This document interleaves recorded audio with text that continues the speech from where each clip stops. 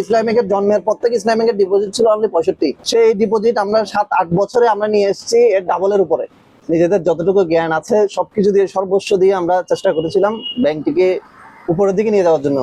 রায়হানুল কবির চৌধুরী একসময় নিষ্ঠার সাথে পালন করেছেন দেশ ছাড়া ব্যাংক ইসলামী ব্যাংকের মতো প্রতিষ্ঠানের বিভিন্ন ডেস্কের দায়িত্ব, কুড়িয়েছেন বিভিন্ন পর্যায়ে সুনাম খ্যাতি। তাকে একজন চৌকস অফিসার হিসাবে সবাই চেনে। সর্বোচ্চ রেমিটেন্স সেবা প্রদান করে পেয়েছেন দেশব্যাপী সুখ্যাতি। রায়হানের একাডেমিক ক্যারিয়ারও ছিল বেশ সমৃদ্ধ। ব্যাংকের বিভিন্ন কার্যক্রমে ক্যাম্পেইন কিংবা টার্গেট পূরণেও বরাবরের মতোই বেশ এগিয়ে ছিলেন রায়হানুল কবির। কিন্তু এত সব যোগ্যতা অর্জন আর সুখ্যাতি থাকার পরেও বিনা নোটিশেই চাকরিচ্যুত করা হলো রায়হানুল কবিরকে। এমন মর্মান্তিক ও ট্র্যাজেডিক ঘটনা চট্টগ্রামের 10 সহস্রাধিক ঘরে। এদের বেশিরভাগ গল্পই হয়তো আপনার অজানা। পরিবর্তিত বাংলাদেশে যেখানে ভাগ্যোন্নয়নের গল্প শোনার কথা, সেখানে এমন উচ্চশিক্ষিত 10 সহস্রাধিক পরিবারের খোঁজ রাখেনি কেউই। কিন্তু দক্ষতা, কর্মস্পৃহা আর যোগ্যতা থাকলে কঠিন সংকটেও যে কোনো মানুষ দাঁড়িয়ে যেতে পারে স্রোতের প্রতিকূলে। রায়হানুল কবির চৌধুরী তাদেরই একজন। তারা 4 বন্ধু মিলে শুরু করেছেন জীবনের আরেকটি অধ্যায়।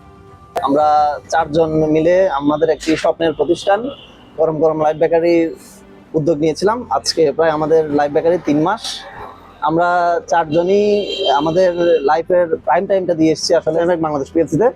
আমরা চেষ্টা করেছিলাম ব্যাংকের জন্য নিজেদের যতটুকু সামর্থ্য, প্রচেষ্টা, নিজেদের যতটুকু জ্ঞান আছে সবকিছু দিয়ে সর্বস্ব দিয়ে আমরা চেষ্টা করেছিলাম ব্যাংকটিকে উপরের দিকে নিয়ে যাওয়ার জন্য।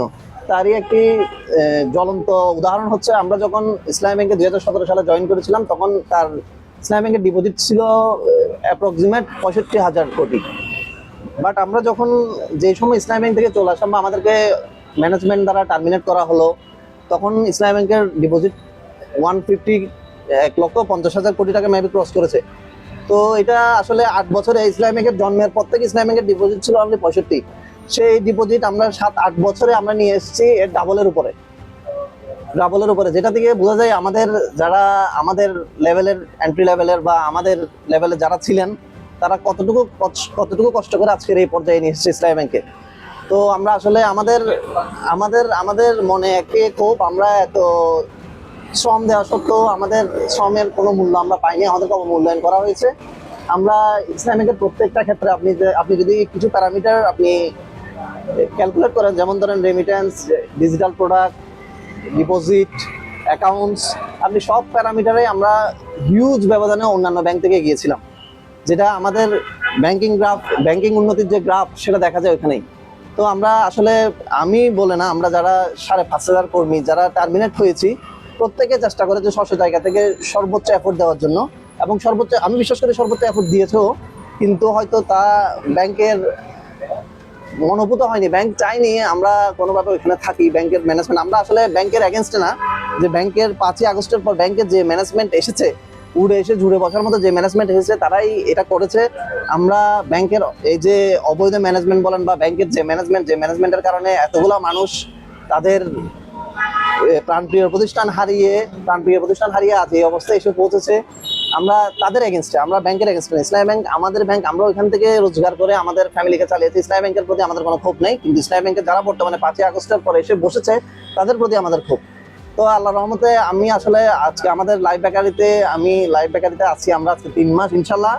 এখানে এটা চট্টগ্রাম শহরের যে প্রান্তে এটা আমরা দিয়েছি, ওখানে আল্লাহর রহমতে যথেষ্ট সাড়া পাচ্ছি। প্রত্যেকটা কাস্টমার আমাদের প্রতি সন্তুষ্ট, আমাদের খাবারের মান নিয়ে সন্তুষ্ট, সবাই আমাদের সাথে আছে। আমরা অনলাইন অফলাইন সব জায়গায় আমরা ভালো সার্ভিস দিয়ে যাচ্ছি ইনশাল্লাহ। আমরা চেষ্টা করে যাব এই ধারা অব্যাহত রাখতে, সবসময় কাস্টমারের কাছে আমাদের ফ্রেশ এবং হাইজেনিক ফুড সবসময় তাদের কাছে পৌঁছে দিতে। সবাই আমাদের জন্য দোয়া করবেন ইনশাল্লাহ, আমরা যেন সামনে এগিয়ে যেতে পারি। দর্শক, এতক্ষণ যাদের গল্প শুনছিলেন তারা বাংলাদেশের সেরা একটি ব্যাংক ইসলামী ব্যাংক পিএলসিটাকে চাকরিচ্যুত।